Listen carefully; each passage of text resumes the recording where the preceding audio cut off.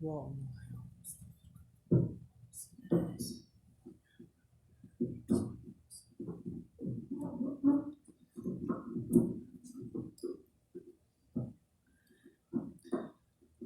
بسم الله الرحمن الرحيم الحمد لله رب العالمين وأفضل الصلاة والتسليم على سيدنا محمد وعلى آله وصحبه أجمعين.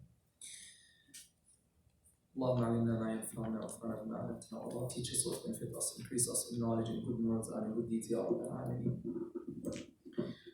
We are still talking about Surat Al-Kahf by Allah subhanahu wa ta'ala's blessings.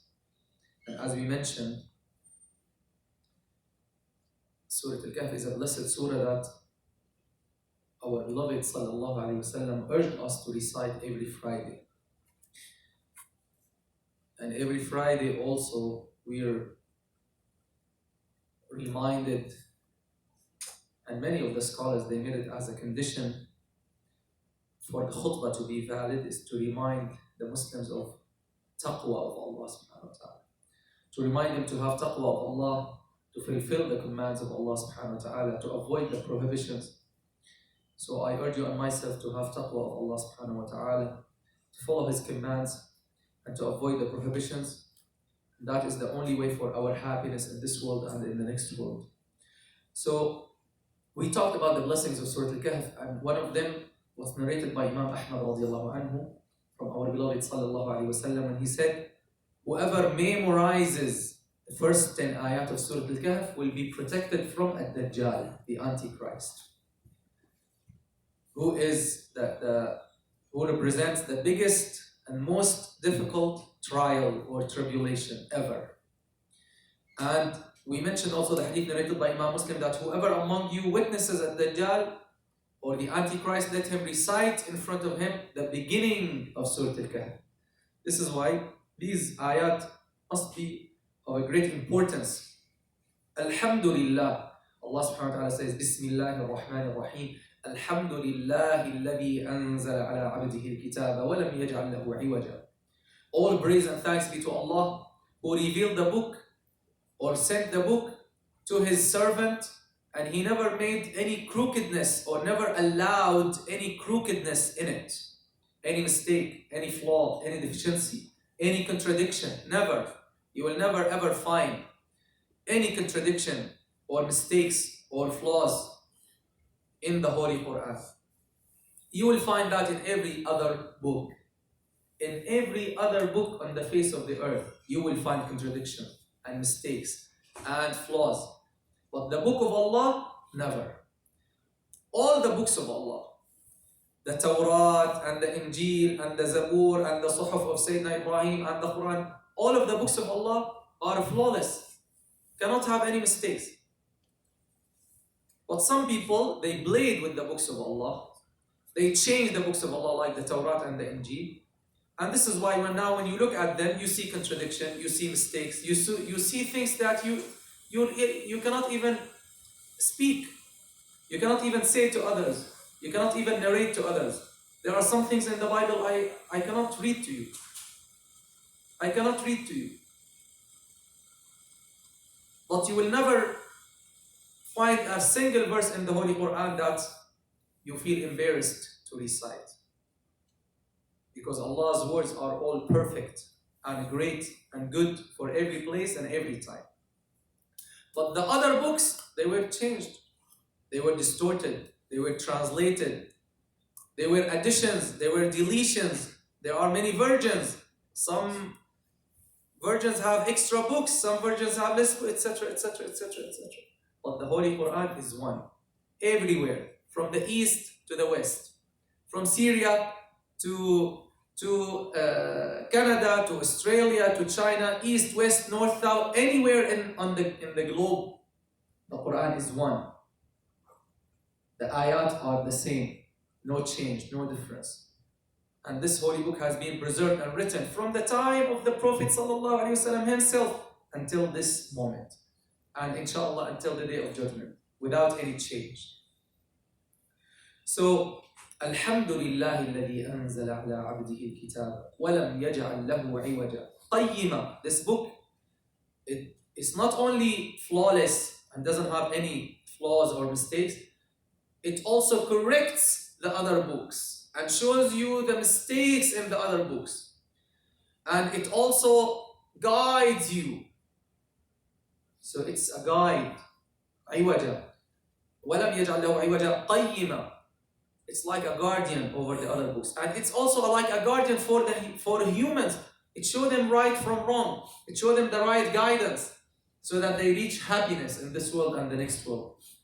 قيما. Why? لينذر بأسا شديدا من لدنه. Why Allah subhanahu wa ta'ala revealed this Quran and sent this Quran with the Prophet sallallahu alayhi wasallam is the same reason he sent all of the books before. Why? لينذر بأسا شديدا من لدنه. To warn a severe, painful punishment from himself. It is him who will apply it, subhanahu wa ta'ala. If Allah is the one who was going to punish, what punishment will be? What punishment will be? This is why he's severe in punishment, subhanahu wa ta'ala. Yes, he is the most merciful, the most compassionate, the most loving.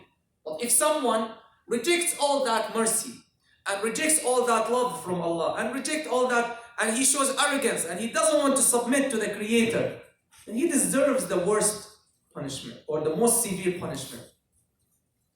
This is why نَبِّئْ عِبَادِي أَنِّي أَنَا الْغَفُورُ الرَّحِيمُ. Then what? وَأَنَّ عَذَابِي هُوَ الْعَذَابُ الْأَلِيمُ. SubhanAllah, look at this balance. Allah subhanahu wa ta'ala is telling His beloved sallallahu alayhi wa sallam as in this blessed ayah, tell my servants, نَبِّئْ عِبَادِي أَنِّي أَنَا الْغَفُورُ الرَّحِيمُ, that I am the most forgiving, the most merciful. On the other hand, don't take just this part of the ayah or this ayah, continue. وَأَنَّ عَذَابِي, also tell them that my وَأَنَّ عَذَابِي هُوَ الْعَذَابُ الْأَلِيمُ, my punishment or my torment is the painful one. This is the balance that we have to have in our minds. So لِيُنذِرَ بَأْسًا شَدِيدًا مِنْ لَدُنْهُ وَيُبَشِّرَ الْمُؤْمِنِينَ. What else? Why Allah subhanahu wa ta'ala also sent the Holy Quran? Is not only to warn a severe punishment from Himself. And here He didn't mention to who this severe punishment is. He will mention in the following verses. But now He's telling us, and this is why, subhanAllah, Allah did not mention a specific people, because He did not will like to torture certain people.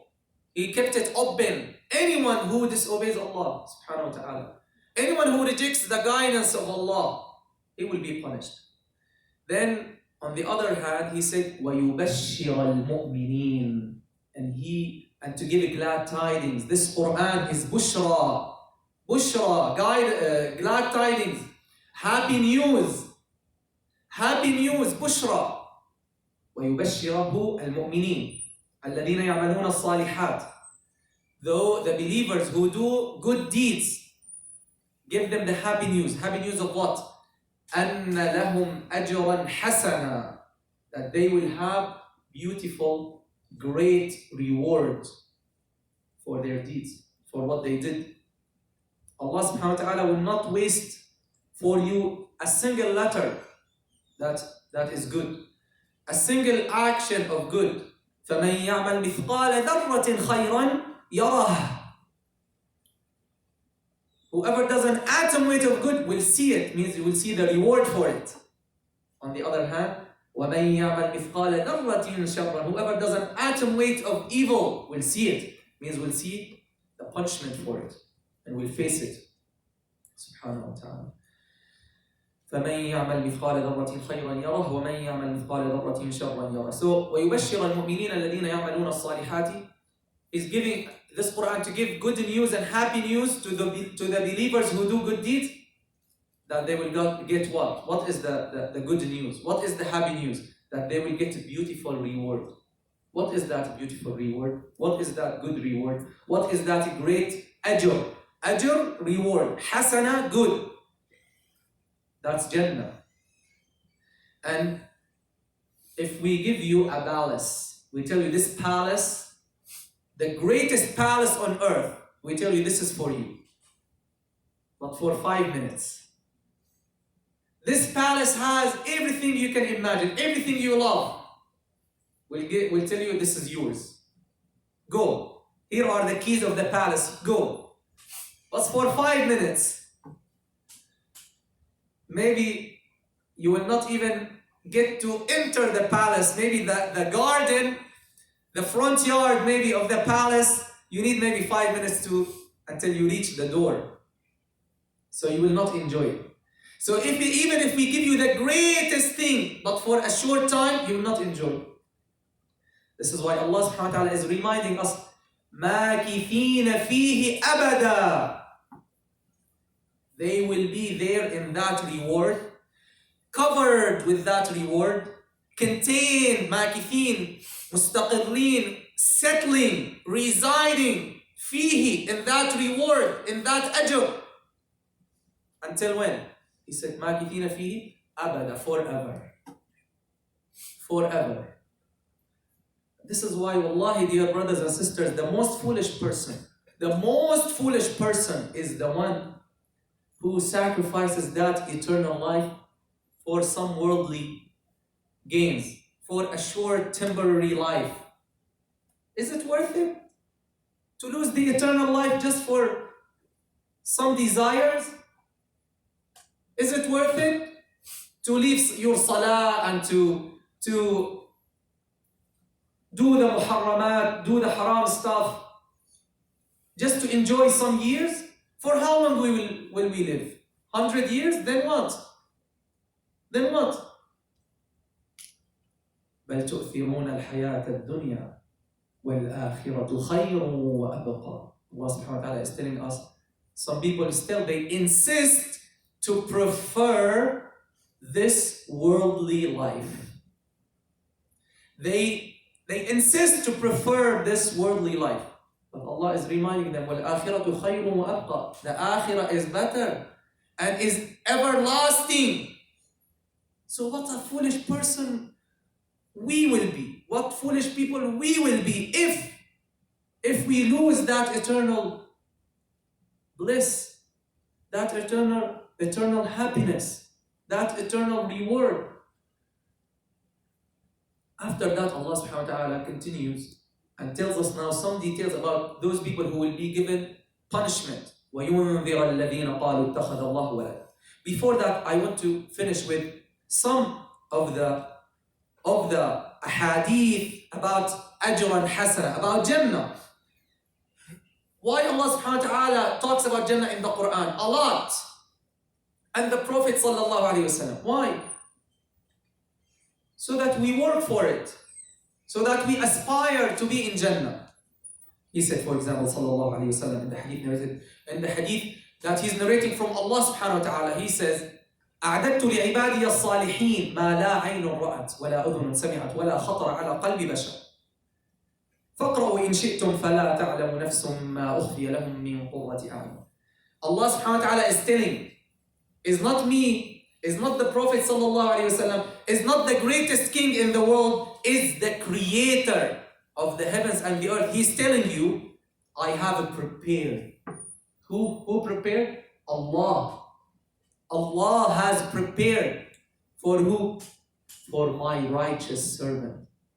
Are we righteous servants of Allah?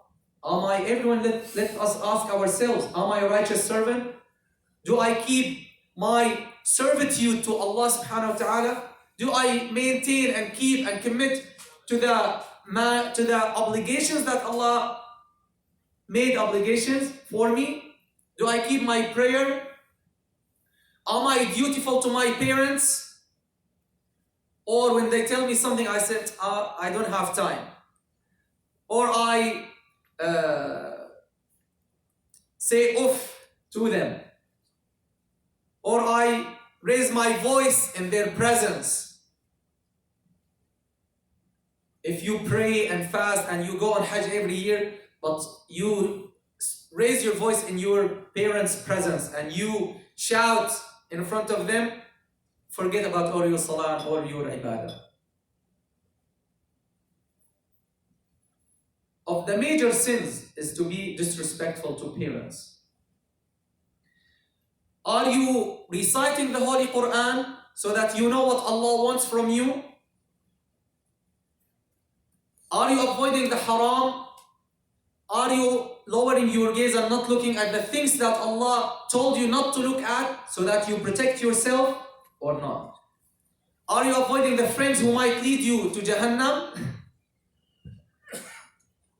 Allah is saying, I have prepared for my righteous servants, the righteous ones, the ones who fear Allah subhanahu wa ta'ala, the ones who have taqwa of Allah. What did Allah prepare for them? He said, the things that an eye has never seen, مَا لَا عَيْنٌ رَأَتْ, and an ear has never heard. So there's a pleasure for the eyes, things that you will see. Now, what is the most beautiful thing you have seen in this life? In Jannah, you will see something you have never seen. And what is the most beautiful thing you have heard in this world? In Jannah, you will hear something you have never heard and you will never hear in this world. It's prepared from Allah. وَلَا خَطَرَ عَلَى قَلْبِ بَشَرٍ, something that you have never imagined. No human has never imagined what Allah prepared for His righteous servants. Like He's showing you, you have done a great job. I'm going to give you a great reward that you have never thought of. SubhanAllah, if we think, what about all those ayat and those hadith about the rivers of Jannah and about the trees in Jannah and the birds and the rivers of milk and the rivers of wine and the rivers of, yes, rivers of wine, but it's not like this wine, right? What? These are just to bring it close to your mind. But the reality of Jannah, you have never imagined. And you can never imagine until you see it. Our beloved sallallahu alayhi wasallam, he has been to Jannah, right? In Isra al-Mi'raj. He has been there. And he showed us. He is transferring to us, sallallahu alayhi wasallam. So we are seeing through him, sallallahu alayhi wasallam. We're seeing Jannah through his blessed eyes, sallallahu alayhi wasallam, that never make mistake. That never make mistakes. He's getting revelation from Allah subhanahu wa ta'ala. It's enough, dear brothers and sisters. Many of the young kids, when you talk to them about Jannah, there is this, then they say, like, are there like horses that fly? Like, if I want like a big like soccer field or a big something. So the answer for all of these questions, give them this ayah. لهم فيها وَلَكُمْ فِيهَا مَا تَشْتَهِي أَنفُسُكُمْ وَلَكُمْ فِيهَا مَا تَدَّعُونَ. Allah is saying, in it, in Jannah, in that al-ajr al-hasan, you have whatever you desire and whatever you ask. That's it. Whatever you want, you will get it. Whatever you request, you will get it. Here, you will never get whatever you want or whatever you request. You will never get it. But there you will. If here you do good, and here you just, wallahi, brothers and sisters, be aware. It's just very few years. Just very few years. SubhanAllah, I was thinking, I came to America 2011. Now it's 2019. SubhanAllah, 8 years. 8 years. It will just go like this. Guys, don't waste and lose the eternal life for this temporary life. Our beloved sallallahu alayhi wa sallam, he was with Sayyidina Ibn Umar. He told him, he put his hand on his shoulder. He said, كن في الدنيا كأنك غريب أو عابر سبيل. Be in this world like a passerby. If you're a passerby, you're not going to come and buy a house in the area where you're just a passerby, right? So remember this. Be like a stranger in this world. Yes, work and study and build yourself and be good financially and etc. But your goal is what? Is that life. Is that life. وَابْتَغِ فِي مَا آتَاكَ اللَّهُ الدَّارَ الْآخِرَةِ. Seek in whatever Allah has given you. All the blessings, all the potentials, all the smartness, all the time, all the capabilities, the sight, the hearing, the mind, all these things that Allah has given you. وَابْتَغِ فِي مَا آتَاكَ اللَّهُ. Seek what? In what Allah has given you, seek what? Seek to I want to study and become a doctor and have a clinic and then buy a ballot. Okay, then what? We have people who studied and became doctors, and when they opened the clinic, the first person to die in that clinic, they died in that clinic before before they received any patient. Right? What a loser that person will be if he was unaware of Allah. He lost the dunya and the akhirah.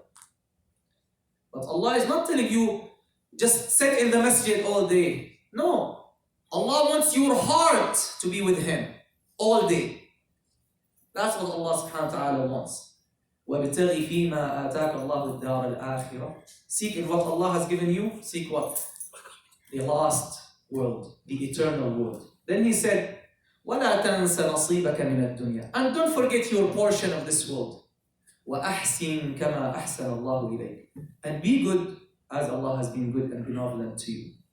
وَأَحْسِنْ كَمَا أَحْسَنَ اللَّهُ إِلَيْكَ. Be good as Allah has been benevolent and good to you. لَهُمْ فِيهَا مَا يَشَاءُونَ خَالِدِينَ. They will get in it whatever they want, whatever they desire.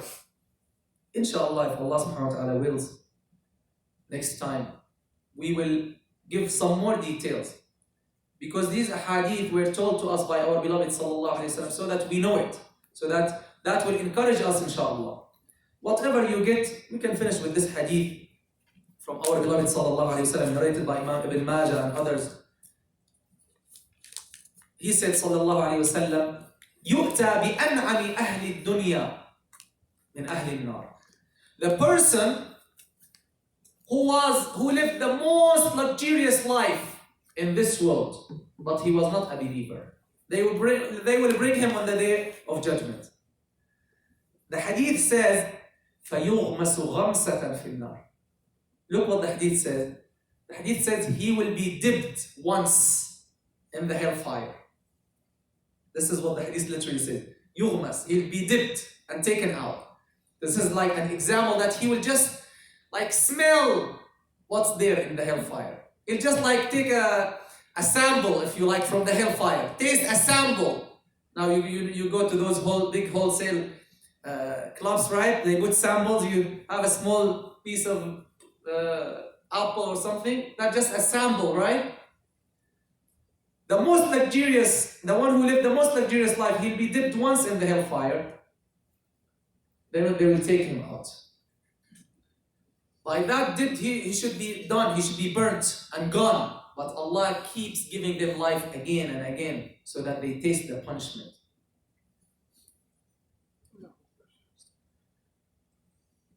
They will ask him, did you ever enjoy some happiness in your life? He said, never.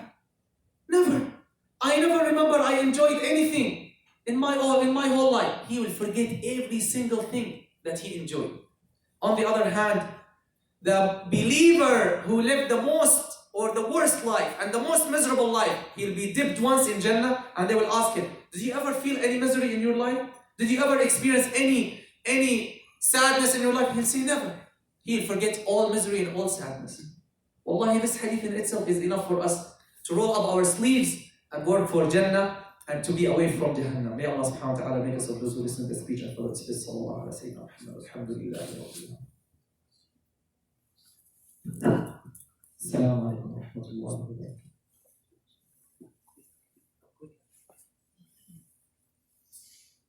Allahu Akbar, Allahu Akbar, Allah.